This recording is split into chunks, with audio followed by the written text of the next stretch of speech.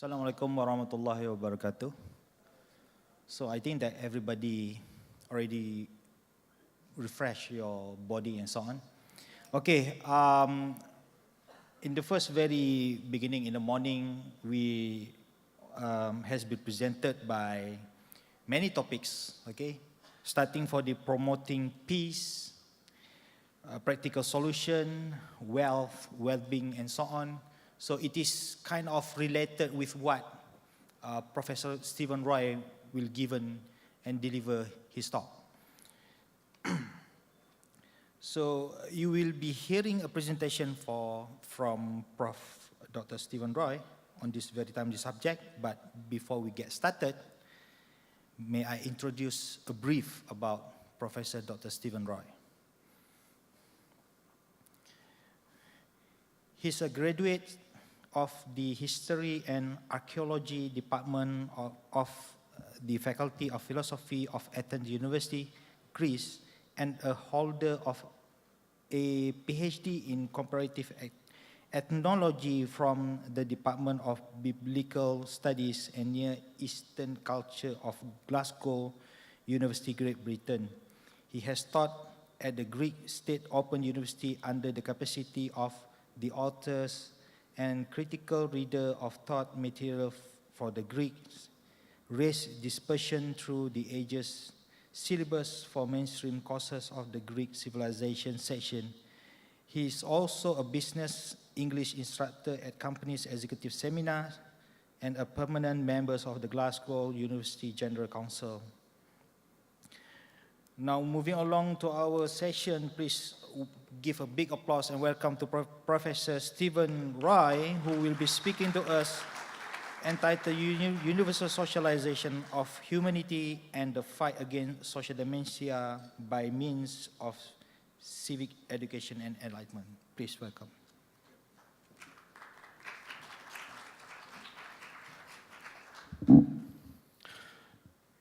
Good evening, ladies and gentlemen. Greetings from both UK and my Glasgow University, as well as Greece, my two homelands. Actually, I'm also, just to make up what my honourable moderator said, I'm also a Glasgow University Biblical Studies Postgraduate Students Committee member, charged with assessing, filing assessments of the postgraduate students there at the university. Right, anyway, I don't know if I consider myself happy or lucky or unlucky for having to address you something like 8 hours after the inception of today's conference. But whatever, anyway. Just let me start by saying that you must have noticed that quite a number of the presenters today were not exactly chartered as philosophers, but they were chartered and qualified as technology people, technology experts, businessmen expert. I'm a historian too. I teach cultural interaction in the Eastern Mediterranean between biblical tribes and Indo-European. So what connects us all is really that we have a sound approach, or at least we do hope we do have sound approach, to problems of daily life. Anybody having a sound, and when I'm saying sound, I mean not so strictly individualistic, but anthropocentric and ecological friendly approach to humanity problems can and have the right to speak as a philosopher. Any discipline and any science, for that matter, whether it's viewed from the university or the daily life point of view, once embracing the two major questions of why and because, then it's automatically associated with philosophy. These two questions embrace everything. Why everything existed, because of this or that. I know that the whys are far outnumber the becauses because we don't have the answers so much. Still, anybody who answers these questions totally and automatically qualifies to theorize about this, because this automatically means that we have to really refer to the beginning of everything. Why we exist, when we existed, to what extent we should fight, what should we fight for, and what finally is worth living for. I'd like to address you with the paper titled Universal Socialization of Humanity and the Fight Against Social Dementia by Means of Civic Education and Enlightenment. Social dementia is what we, in the World Philosophical Forum, view as the major shortage of civic knowledge worldwide, which has led to an almost disastrous situation whereby actually people view themselves only individualistically and not as a whole, as members of a whole and as members of a planet Earth, which should be considered as home for everybody. So by this term, we embrace any kind of shortage of civic knowledge and wisdom, which we do desperately need and which we believe we in the WPF to fight through civic knowledge. Now, let me start. The term socialization as a general social norm refers to the process of rendering individuals gregarious enough to form a peace and general well-being-oriented society. Now, viewing this process, socialization process, in the context of creating a world citizenship, excuse me,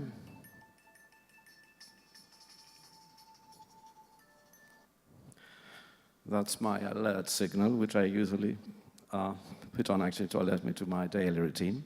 So, viewing the socialization process in the context of creating a world citizenship, which is the flagship of a World Philosophical Forum, the main linchpin for shaping the ideal form of such a society globally, one, in other words, which will be fit to live by the World Constitution, forge the universal state of Earth, and be ruled by the Supreme Council of Humanity, as the World Philosophical Forum, henceforward in my speech abbreviated to WPF, propounds. Socialization has to be achieved through the adoption and application by each citizen worldwide of wisdom, reason, and morality. Only by means of these principles can a society guard against the onslaught of social justice and equality undermining forces whose sway brings about what the WPF calls social dementia. In other words, a disease most societies suffer heavily from worldwide, and one that is the cause of the most widespread civil strife and long-standing suspension of social progress globally. By social dementia, we refer to that social mentality which sets individual-only prosperity as its foremost goal, cutting down and often dispensing with any keenness on other fellow citizens' well-being, while holding on at the same time to the furtherance of, again, solely individual, materialistic, for the highest part, pleasures, without usually any attention to moderation. This attitude is recognized as the culmination of the agonizing effort to ensure first a respectable job and then one profitable enough to stand up to an ever-demanding life, as well as the cutthroat competition of the individualized countries, of the industrialized countries, and eventually a job-enhanced social position that will excel in that competition, even as it will grant the individual more than their fair share of savoring the amenities of modern life. This attitude, this individualistic attitude was greatly facilitated by the global fast-growing industrialization, which gradually set in motion the profiteering and the hyper-consumerist drives referred to above. The whole attitude first acquired endemic proportions and then blossomed into the modern global pandemic. Now, social dementia impact can be seen on such fields as, first, the uncontrollable, all moral principles defying profiteering, and overall controlled thinking in individual, corporate, and national level, with little or no regard for the impact on other individuals or related peers, an attitude that divides societies, nations, and international links deeply, occasioning wars and regional economic crises. Secondly, the creation of an unremitting drive for partaking in as many material pleasures and practicing as much overconsumption of material goods and services as possible, an approach seen as the easy way to achieve bliss and fulfillment of one's simplistic materialistic desires, nevertheless severely blunting intellectual pursuits and the quest of genuine happiness. Number 3, the unrelenting, overdeveloped industrial countries competition that heavily upsets climatic balance by encumbering Earth's atmosphere as well as soil and water reserves with highly polluting substances. And 4th, the worldwide individual alienation, since most effort to cope with the material wealth amassing attempt is believed to be jeopardized if not done in seclusion or even secrecy to keep potential rivals at bay, an attitude which surreptitiously grows to encase all everyday practices. So just to sum up, over-profiteering, over-consumerism, pollution of the air and upsetting of the climatic balance, and finally, the seclusion voluntarily imposed upon us in order to attend to our needs in secrecy. These are the 4 major components of what we in WPF call social dementia. Now let's see how reason, wisdom, and morality, like I said before, the 3 most important principles highlighting the targets and the prospects of WPF, can fight these 4 fields of social dementia. Uncontrollable profiteering and control seeking with little or no regard for other individuals, like I said before and you heard, is the main reason, one of the main 4 fields of social dementia. Now, reason, supported by historical experience, has shown that unbridled financial profit-reaping and control-seeking tactics inevitably lead to encroaching upon other people's enterprises' rights, and that little or no respect for that brings about their reaction, which takes various forms, either that of formal litigation or that taking law into one's hands in a quasi-vigilante manner. There's hardly a case, statistically and in world history, that over-profiteering to the cost of other people's rights remained unpunished, one way or the other. Some unscrupulous individuals in the corporate or individual level are many times willing to take that risk, hoping to escape their just deserts or reap enough satisfaction until then. Yet they should always be reminded that their greed is unlikely to remain eventually unpunished, since even if they escape the clutches of the law, the crackdown will finally come from their rivals or supposed partners, as human greed always outmatches any sort of cooperation or relationship. Also, what is most important, the eventual wages of human transgression often outweigh the respective wrongdoings. Morality, virtually, is the application, that's the second way of fighting social dementia. In this respect, morality virtually is the application of decency in human relations, which virtually translates into considering others' well-being on a par with ours, at best, or at least understanding that our rights end where another one's start. This means that even if we respect other people's rights and even contribute to their well-being, we are bound to benefit in the short or long run, as they are very likely to reciprocate accordingly. Whereas if they are wronged by us, they will almost probably do to us likewise. It follows that when we are set to wrong other people, we should always ask ourselves the question if we would like to be in their position, in the position of those about to be hard done by. Wisdom, in this case, does not call for highly intellectual analysis. It is reflected in the understanding that unbridled individual profiteering and power-seeking without concern for others' well-being stirs cutthroat competition that poses a threat to social cohesion, which is indispensable for national progress. The latter, once upset, will sooner or later spell trouble for individual profit-making, whereas rivalry, based on rules of fair play, leads to social and national progress, thereby creating conditions that almost contribute always to individual prosperity. Let's see now what reason, wisdom, and morality can do in fighting the drive for experiencing as many material pleasures as possible and for practicing over-consumerism of all kinds of goods and services. Reason and experience dictate that anything practiced without moderation leads to health, economic, social, and national problems. This is because lack of moderation stretches everyone practicing any activity in this way to their limits. as only this principle keeps functions in balance, a state which is indispensable for allowing the various cosmic forces to interact in a positive way. Savoring material pleasures incessantly and over-consuming goods and services likewise finally wears down and eventually destroys biological balance, bringing about illnesses of all kinds and finally irreparable health damage. It also triggers off inflation, which leads to economic recession, familiarizes people to an over-convenient and sluggish way of life, and sets aside intellectual pursuits, as the latter call for special effort that spoils the convenient, comfortable, and bliss-prone way of leaving off the delights of materialistic living. Yet such an approach makes for physically and mentally unfit societies, as physical health favors mental one and vice versa. The ancient Greeks said that you cannot have a sound mind unless you have a sound body. So, such an approach makes for physically and mental unfit societies, as physical health favors, like we said, mental one and vice versa. It also cuts down productivity and blunts the drive to break fresh ground and search ways of solving major social, environmental, and generally civilization-promoted problems, a state which finally spells stagnation and eventually halts human progress.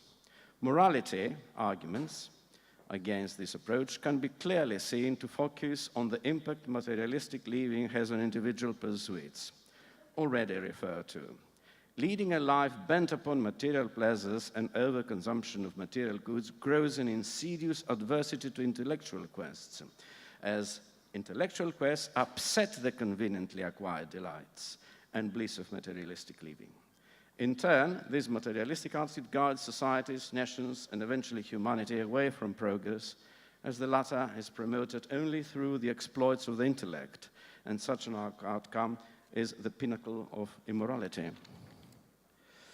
Second to that, overconsumerism and the exclusive pursuit of material pleasures most often steers individuals towards fraudulent ways of obtaining the financial means to satisfy such an insatiable drive, and that, of course, will eventually generate litigant prosecution and other forms of reaction by the victims, thereby breeding social dissent and even strife. Wisdom should make individuals given to materialistic pursuits realize that living in a material pleasures-only-minded society or world is virtually suicidal, as brushing aside all moral values and restraints in the name of ever-consuming and savoring material pleasures unavoidably undermines health and moral balance, drifting the individual towards their ruin, and of course by causing people's uncontrollable consumerism to overlap, it breeds contrasting interests and sets people against each other. Let's go now to the highly industrialized countries' economic competition, which damages Earth's ecological balance and climate, and check how wisdom, reason, and morality can somehow stave off such a threat. Reason dictates that Earth is our home, and as such it should be treated with respect and great care, its needs being attended to unremittingly. Instead, it is subjected to constant pollution by a wide range of chemical pollutants, while its atmosphere is bombarded by hyper-excessive carbon dioxide emissions from the countless industrial facilities of the world's highly developed countries. While allowances should be made for the unavoidable need to provide for the sustenance and comfort of the planet's near 7 billion strong population, aided highly by the fast-growing informatics literacy, promoting in turn advances in all scholarly and scientific disciplines, a great deal of the planet's pollution and consequent climate aggravation is due to the arms and space projects competition and the all-out bid by the world's leading nations to outpace their rivals in terms of economic development. Now, this latter tendency absurdly overlooks the short and long-run negative, bordering upon the disastrous impact that this economic no-holds-barred rivalry has on the planet's environment and climate. So the message to all those responsible, particularly the world-leading powers, should be clear and imperative. Stop trying to outrival each other in the arms and economic race, or soon there will be hardly anything worth competing for. It is consequently easy to understand morality's huge violation in this case. A vast number of human lives globally, the whole planet's fauna and flora, and the whole range of prospects for human civilization are at stake, if not already undermined, owing to the inexcusable folly of continuing the uncontrollable arms in economic competition that gradually undermines the ecological and climatic balance. It is a despicable offense, to put it mildly, to overlook the huge crime thus committed in the name of earning further honors in the field of economic development and that of arms race, which can always trigger off a global holocaust, intentionally and inadvertently. Wisdom. Wisdom is simply, in this case, the ability of the world powers to wake up to the nightmarish prospect of emerging the winners from their economic rivalry in a world depleted of most of its living beings and material wealth. A world devoid, that is, of those entities that these very superpowers wanted to rule over in the first place. A world least worth living for, or even as a result of the irreversible ravages inflicted upon it by the catastrophic environmental and climatic aggravation. And we come to the last field of social dementia, which is worldwide human alienation, and see how, again, reason, morality, and wisdom can offset their impact on global terms. Common sense and success requirements dictate that discretion, seclusion, and even secrecy are many times prerequisites for accomplishing the goals set at individual, corporate, and national level. Yet the no-strings-attached rivalry in the field of individual and entrepreneurial distinction, as well as profiteering, drifts an awful lot of people into shells of seclusion. Why? Out of fear of their success methods leaking into rival milieus, an attitude that leads often to social estrangement. In other words, I don't want to rub shoulders with somebody else, I don't want to share my secrets of success with somebody else, because I fear that they will pattern their own ways after them and they will finally out-rival me. Given that this attitude has reached by now global proportions, reason dictates that discretion and seclusion should be exercised with caution and moderation and not reach the point of alienating a person in their daily social activities, since this leads to breach of trust and camaraderie and undermines cooperation and friendship. It finally results in a society, this ongoing seclusion and secrecy, with a severe deficit of reliability and with generally brittle ties among citizens, and hence little or no cooperation and reluctance for teamwork. In other words, in a society with severe lack of some of the most important prerequisites for social and even individual progress. Morality, in this respect, suffers as a result of the extreme measures many individuals resort to in their bid to defend their secret strategies for achieving their goals. These measures are actions harmful for those viewed with suspicion. In other words, in their bid to defend their secret of success from others, a lot of people tend to harm them in one way or another, undermine them professionally, socially, industrially.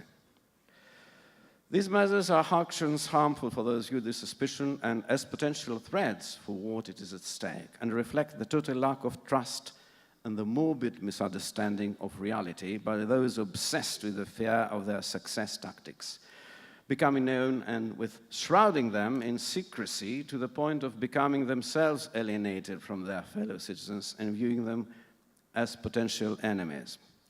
Wisdom, finally, is that valuable faculty which helps such fear-obsessed individuals to distinguish the trustworthy from the unreliable. It can render them capable of understanding that those are testedly able and willing to stand up for them and support them with nothing for them to gain from this stand, while interests of theirs maybe even put at stake by so doing, these are the people to be entrusted with their secrets and relied upon in moments of crisis. In very simple English, we can and should trust those people that experience has proved them capable and worthy of our trust, because they are ready always to stand up for us with nothing to gain in their terms, even if their own interests and their own well-being is at stake. Anyone capable of standing up for us, even though he has nothing to gain, and even though that might end up to jeopardizing his own well-being, should be a friend. In a world riddled with the above manifestations of social dementia, it would be romantic, to say at least, to believe that this paper may change things dramatically. Such a U-turn calls for all those sharing the WPF views, part of which are voiced in this paper, unanimously taking the steps of unremitting education on the above and related principles, and also an all-out fight for their application and vigilance to make sure that they are not relinquished in that very order. It is, however, highly hoped that this paper may wise up people to crucial notions hitherto overlooked or taken too much for granted, and stimulate serious pondering over many of those actions and choices that the world has adopted, even to the point of starting to revise them. One word, our word, has not the luxury of and margin for further stalling for time. You heard before that according to the Atomic Science Committee, there are only 2 minutes historically considered left for the mankind to survive. We must all make our firm stand without delay and try our best to arrest the process of ongoing dementia before it is too late. For matters, after all, relating to the world's destiny, we are all held responsible. So let me just round up this presentation with just 2 or maybe 3 words. We're talking about Hemingway's Eternal Life, For Whom the Bell Tolls. You know, my friend Jeff actually records a conversation about that, didn't we? And we said, if the world's well-being is jeopardized by this or that matter, then we should all make a stand against that. No matter if that danger is a bit or much away from our country. Because if we don't make that stand properly and in good timing, then it'll be too late by the time this danger hits our own doors. And I believe, like we all believe in WPF, that being educated socially, being educated to the point of understanding that well-being is and can never be individualistically viewed, but only commonly, no matter the religion, no matter the culture, no matter the tribe or the race or whatever, is the only guarantee for a world peace. To put it bluntly, Muslims should not look down on Christians because the latter are Christians. Christians should not look down on Muslims because they are so.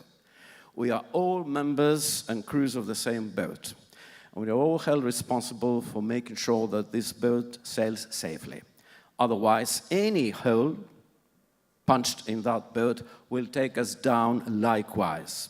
Muslims, agnostics, Christians, whatever. Thank you. Thank you very much. Professor Dr. Stephen Roy, please give a big applause.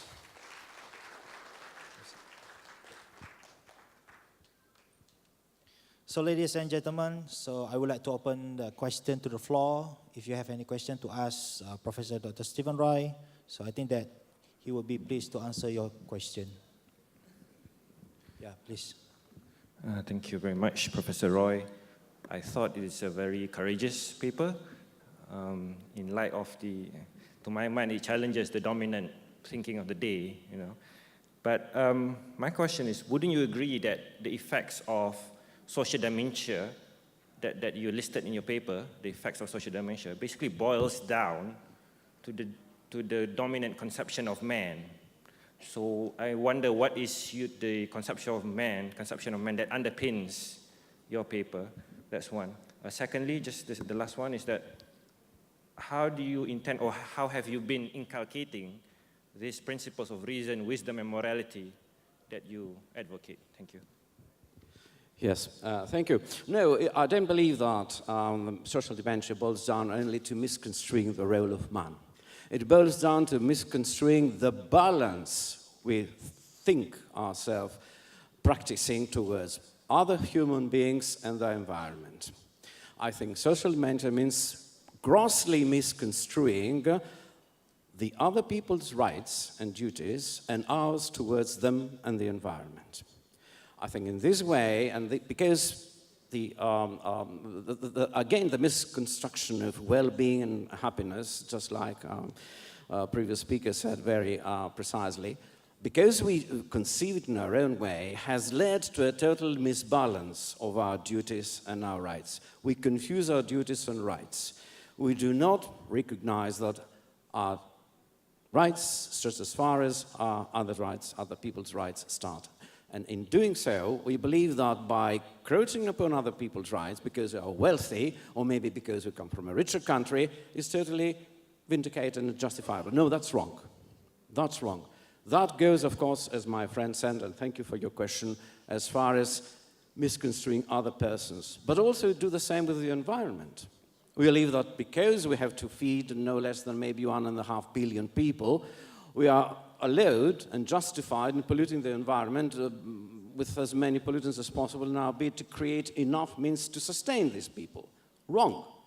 Because by sustaining these people in this way, finally, we'll turn the balance round. We'll turn tip the balance around, because by forcing them to live in this kind of very over poisoned environment, we will finally annul, we will offset the privilege we give them the first right. Yes, we sustain them, we feed them, we dress them. But at the same time, we condemn them to live in an environment which finally will wear them down to the point of extinction. So I believe that dementia in this respect does apply and does embrace the wrong manipulation, the wrong handling of rights and overall policy towards other people.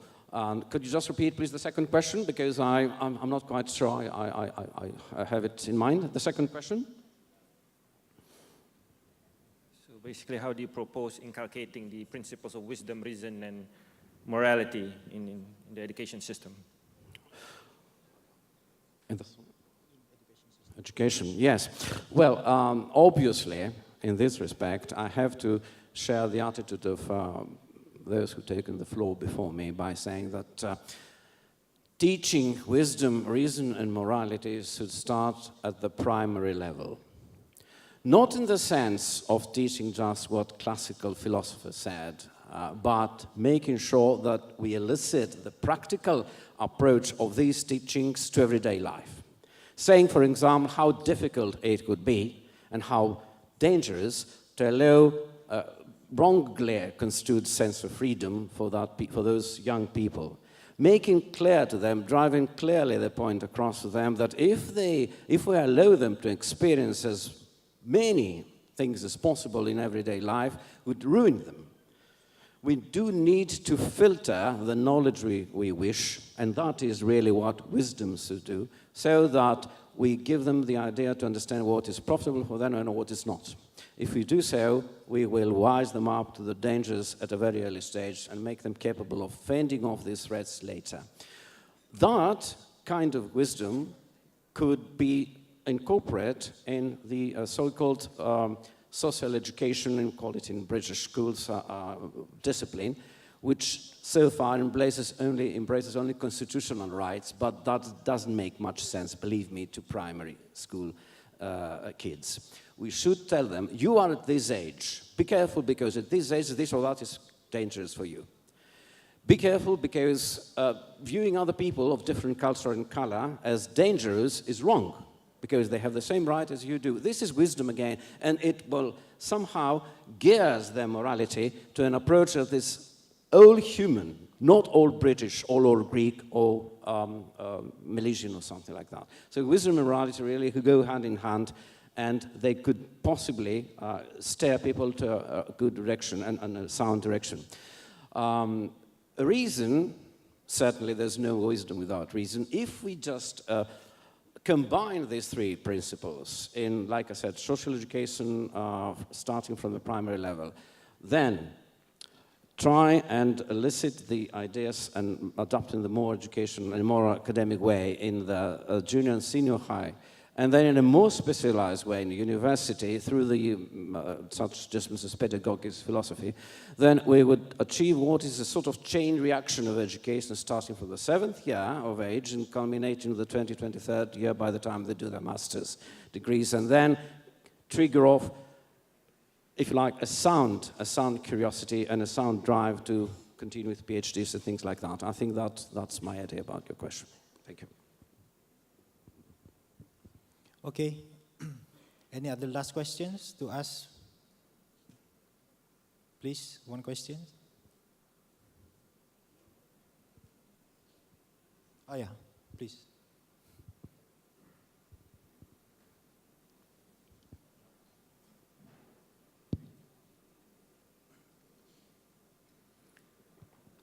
Thank you very much for allowing me to come back here to pose question. Professor, you mentioned, you raised three points, reason, wisdom, and morality. I have a problem with this concept. First, getting reason. In Islam, there's a debate between reason and revelation. I think, with due respect, Muslims have yet to resolve the debate or the conflict between reasons and revelation, which should prevail over the other. And then, how do we promote reason, morality, and wisdom in the context of today's world, where we are bombarded with the spirit of relativism? Yeah? Morality is relative, wisdom relative. Again, with the influx of ideas for postmodernism, again, no one can be sure what is reason, what is wisdom, and what is morality. Thank you very much. Thank you. A very on-spot question, I must say. I'm not the person promptly and distantly qualified to answer as far as the Islamic morality is concerned, because I haven't really espoused this religion, which of course I respect as much as mine, which is Christianity. Let me just give you a very generalized approach to this respect, not just in Islamic religion, because like I said, I'm not an exponent of this religion. I believe that wisdom, reason, and morality always should be viewed as a package deal. One cannot go without the other. I said before, we have to be reasonable in order to be wise. Nobody with lack of reason can be wise, right? When we ask where do we come from, where we go to, what should be our principles, this is reason. Wisdom comes later in our bid to construe what evidence we have and delve even further for further evidence. And morality should come from understanding through wisdom that we are not alone, we should respect each other, all creatures living on earth, and in order to do so, we have to allow them to exercise the right to exercise life and whatever pertains to that, which is the right to sustain themselves. And also, in order to sustain such kind of living, we should respect the environment. That is all I can say about that. Just remember this as a linchpin. Wisdom does not go without morality, morality without wisdom, and wisdom without reason. We are poisoned nowadays in this world by racial sectarianism, profiteering, and I would also say an uncontrollable competition to outrival each other. That is not only a feature of Christian cultures or Muslim, but any culture at all.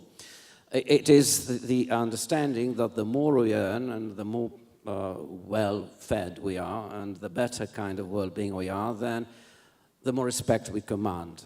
That is wrong. And it is wrong no matter whether Christians or Muslims or agnostics or whatever, because if we lose measure and moderation in trying to outbid others, outrival others, the others will react. I made that clear in my paper. I mean, if I if I undermine the other progress, because I believe that if he reaches my level, then he will jeopardize, my overall well-being will be jeopardized, and my salary, so I wanted to oust him out of the company, of the university, he will react. And he will harm me later in one way or another, maybe not in my own field, but in his own.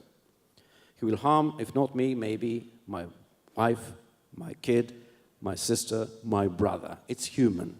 So the only way to try and keep things in balance is to command enough critical judgment, which again means wisdom, that once such bounds are overstepped, they will be in turn overstepped by the others. It's human reaction. Violence brings violence, right? War brings war, peace brings peace. That's all I can say. I can't go any further because I haven't really studied, like I said before, the Muslim religion. Forgive me about that. But even if I were teaching in a Muslim university, I would again voice these views and I would again stand up for this kind of principles. Thank you. Okay, ladies and gentlemen, thank you very much for the question. And then before I pass mic to the MCs, so I would like to thank you for your participation in this forum. I hope you enjoyed the program and I look forward to your participation in future seminar.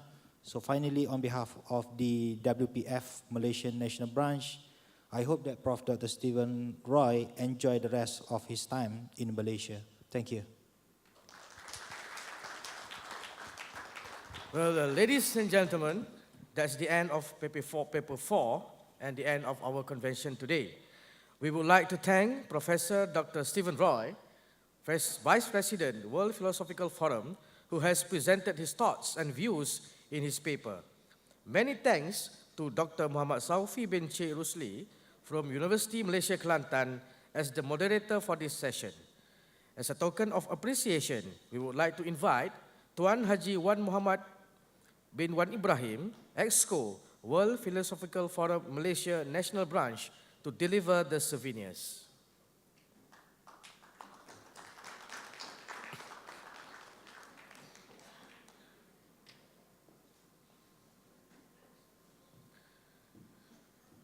Firstly, please welcome Professor Dr. Stephen Roy, Vice President, World Philosophical Forum, to receive the souvenirs.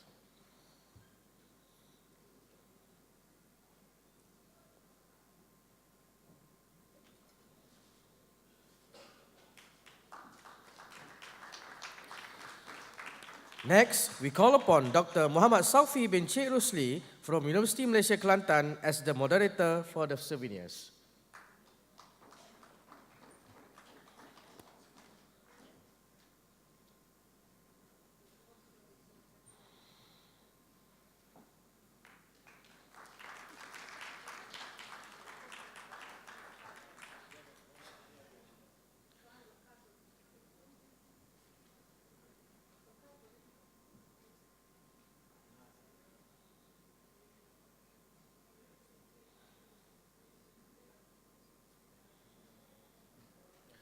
We would like to thank Tuan Haji Wan Muhammad bin Wan Ibrahim, EXCO, World Philosophical Forum Malaysia National Branch.